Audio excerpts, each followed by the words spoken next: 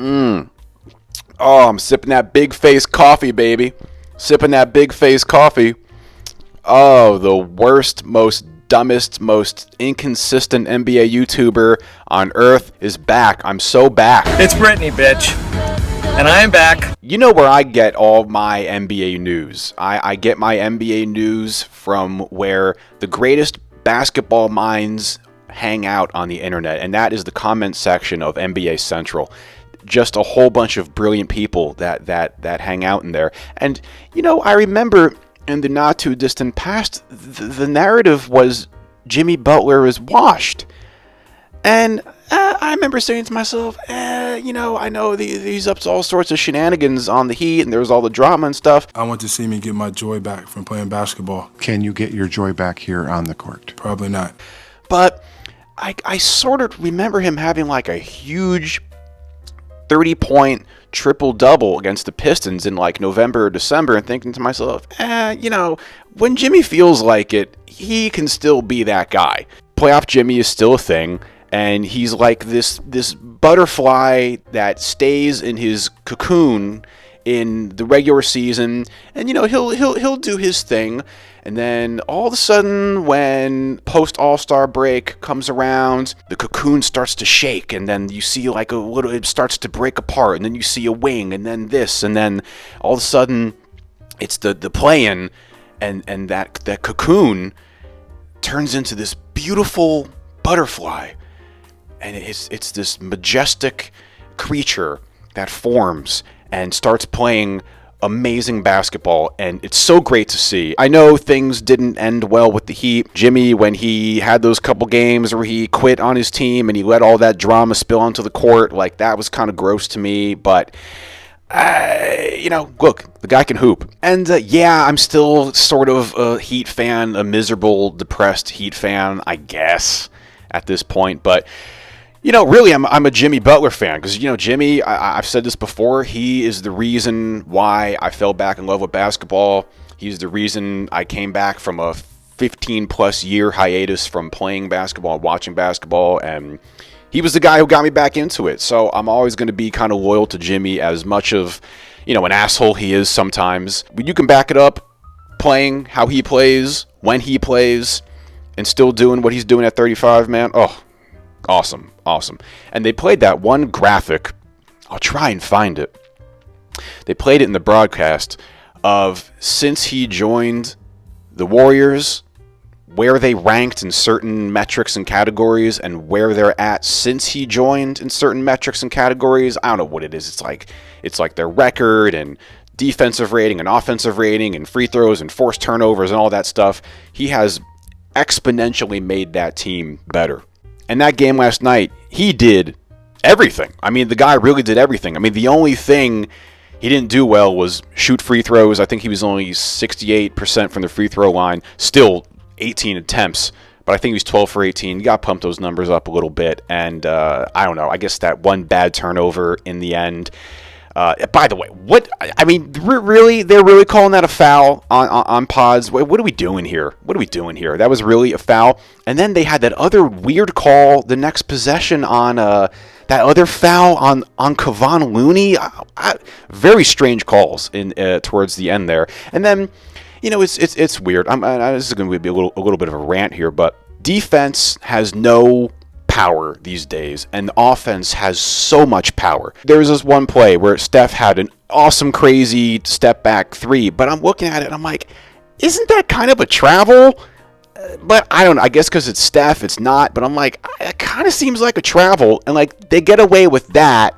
Yet you're calling a foul on pods on that chase down block. I don't know, man. That's just a strange thing these days in the NBA. It seems very off balance between what you can get away with on offense versus what you can get away with on defense. But I really love watching this Warriors team play, man. I mean, they are really a fun team to watch. When Jimmy is locked in and doing the playoff Jimmy thing and all that, his fundamentals, his IQ, and then you have Steph. The guy's just superhuman. You have to remember, he's 37.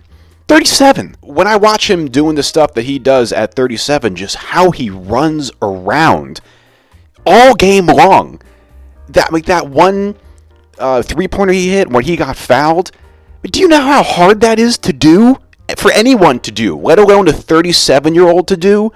You're running one way on the baseline, and you catch it, and you're fading out, and you get fouled, and you still hit it, and you're playing all these minutes and running around like he does, scoring how he scores, and how he ended the game. What did he have, the last 15 points, whatever that was. And then Draymond, he is the epitome of somebody you can't look at somebody's box score and summarize their contributions to a game. He does so many intangible things that are so valuable. And then they have just so many great role players. That Brazilian kid, what's his name? Gui Santos and Quentin Post and Gary Payton and Pods and Looney and Moses Moody. Just a great bunch of role players combined with your freak of nature in Steph and playoff Jimmy and the experience of Draymond. Coach Kerr has so much great coaching experience, and they're fun to watch. And they make small ball work, and you could just see how there is such a chemistry with that team that you weren't seeing on the Heat with Jimmy, unfortunately. I remember, all this season and last season, it was just that clunky, weird offense. They couldn't get it going. Jimmy, Tyler, and Bam just couldn't seem to find that chemistry.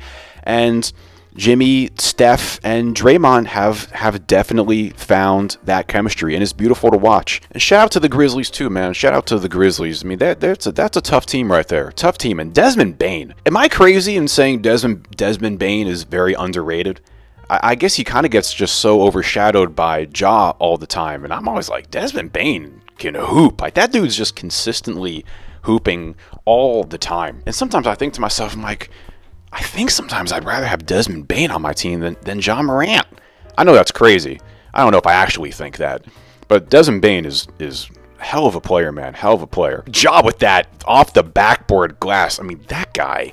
It sucks he sprained his ankle. But, man, what a friggin' play that was. The English that he put on that. I can't believe how he did that. Warriors, they really seemed like their game plan was to go after Zach Edey. They just attacked him and went after him on offense and just smothered him on defense. Man, did they mess up that 5-second violation in the end there. Shaq and Chuck and those guys are like, that probably wouldn't have happened if Taylor Jenkins was still the coach. 5-second violation. This is the NBA. Well, it's a new coach. Maybe they ain't work on side out of bounds yet.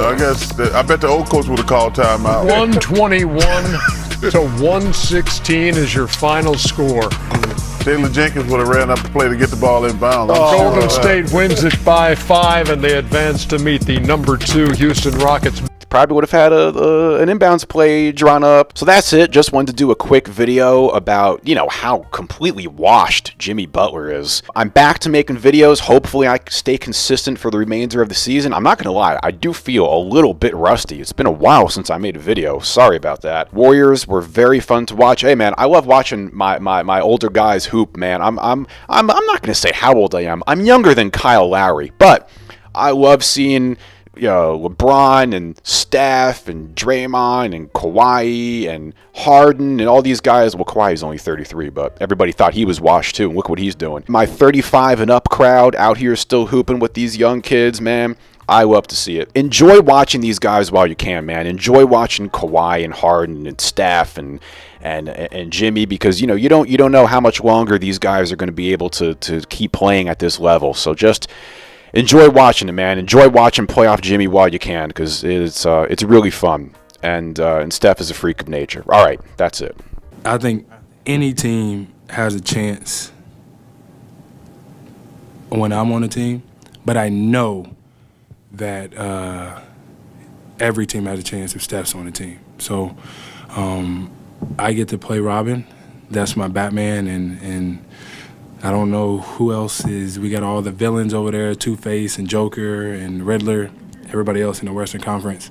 But we got a lot of games to win.